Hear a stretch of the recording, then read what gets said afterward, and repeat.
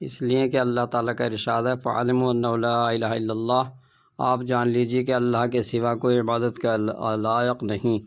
تو گویا اللہ تعالیٰ نے علم سے ابتدا فرمائی، اور حدیث میں ہے کہ علماء انبیاء کے وارث ہیں، اور پیغمبروں نے علم ہی کا ورثہ چھوڑا ہے۔ پھر جس نے علم حاصل کیا اس نے دولت کی بہت بڑی مقدار حاصل کر لی، اور جو شخص کسی راستے پر حصول علم کے لیے چلے اللہ تعالیٰ اس کے لیے جنت کی راہ آسان کر دیتا ہے۔ اور اللہ تعالیٰ نے فرمایا کہ اللہ سے اس کے وہی بندے ڈرتے ہیں جو علم والے ہیں، اور دوسری جگہ فرمایا اور اس کو عالموں کے سوا کوئی نہیں سمجھتا، اور فرمایا اور ان لوگوں کافروں نے کہا اگر ہم سنتے یا عقل رکھتے تو جہنمی نہ ہوتے، اور فرمایا کیا علم والے اور جاہل برابر ہیں؟ اور رسول اللہ صلی اللہ علیہ وسلم نے فرمایا جس شخص کے ساتھ اللہ بھلائی کرنا چاہتا ہے تو اسے دین کی سمجھ عنایت فرما دیتا ہے، اور علم تو سیکھنے ہی سے آتا ہے۔ اور حضرت ابو ذر رضی اللہ تعالی عنہ کا ارشاد ہے کہ اگر تم اس پر تلوار رکھ دو، اور اپنی گردن کی طرف اشارہ کیا، اور مجھے گمان ہو کہ میں نبی صلی اللہ علیہ وسلم سے جو ایک کلمہ سنا ہے گردن کٹنے سے پہلے بیان کر سکوں گا تو یقیناً میں اسے بیان کر ہی دوں گا۔ اور نبی پاک صلی اللہ علیہ وسلم کا فرمان عالی شان ہے کہ حاضر کو چاہیے کہ میری بات غائب کو پہنچا دے۔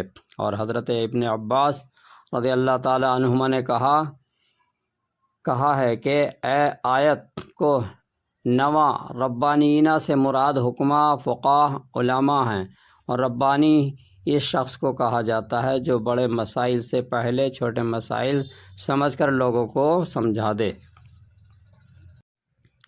ایک بار ہم مسجد میں حضرت صلی اللہ علیہ وسلم کے ساتھ بیٹھے ہوئے تھے، اتنے میں ایک شخص اونٹ پر سوار ہو کر آیا، اونٹ کو مسجد میں بٹھا کر باندھ دیا، پھر پوچھنے لگا بھائیو تم لوگوں میں حضرت محمد صلی اللہ علیہ وسلم کون ہیں؟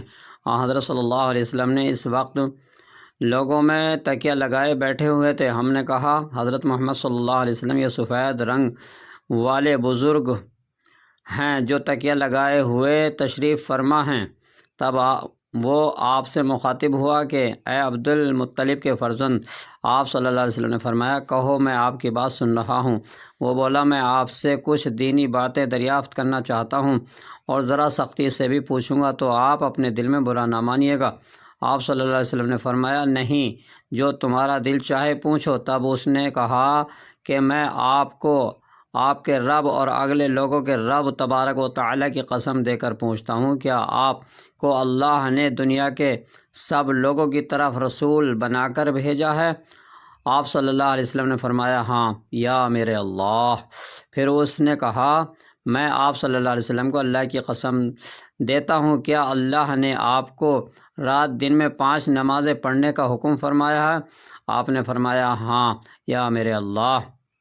پھر کہنے لگا میں آپ کو اللہ کی قسم دے کر پوچھتا ہوں کہ اللہ نے آپ کو یہ حکم دیا ہے کہ سال بھر میں اس مہینے یعنی رمضان کے روزے رکھو؟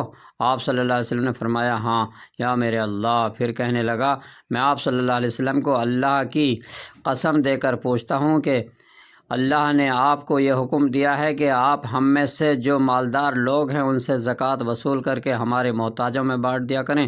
حضرت صلی اللہ علیہ وسلم نے فرمایا ہاں یا میرے اللہ۔ تب وہ شخص کہنے لگا جو حکم آپ صلی اللہ علیہ وسلم کو اللہ کے پاس سے لائے ہیں میں ان پر ایمان لایا، اور اپنی قوم کے لوگوں کا جو یہاں نہیں آئے بھیجا ہوا تحقیق حال کے لیے آیا ہوں۔ میرا نام ضامن بن ثعلبہ ہے، میں بنی سعد بن بکر کے خاندان سے ہوں۔ اس حدیث کو لیث کی طرح موسیٰ علی بن عبد الحمید نے سلیمان سے روایت کیا ہے، انہوں نے ثابت سے